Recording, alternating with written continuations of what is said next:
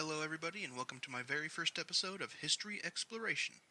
In my very first episode, we're going to look back into the golden age of piracy and peek into the life of the Pirate King himself, Captain Henry Avery.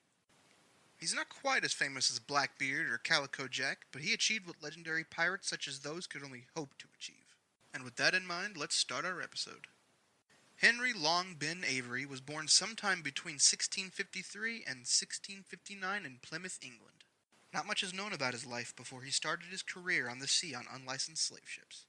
In 1694, he was first mate on a 46-gun Spanish ship called the Charles II that was licensed to attack French smuggler ships around the Martinique.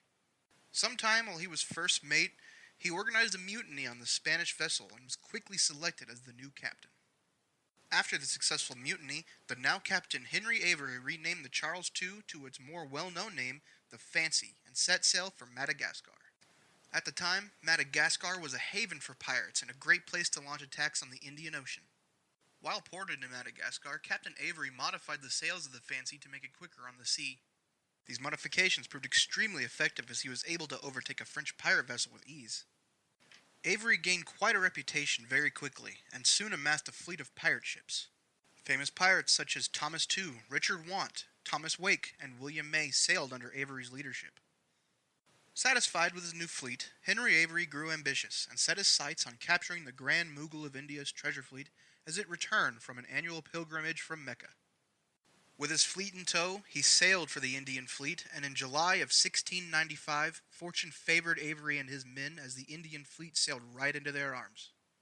They first attacked the Fateh Muhammad and seized its sizable fortune of 50,000 British pounds. Many men were satisfied with the haul and abandoned Captain Avery. Avery, however, set his sights on the flagship, the Ganges Sawai, a ship whose name ironically translates to exceeding treasure, often anglicized as the Gunsway.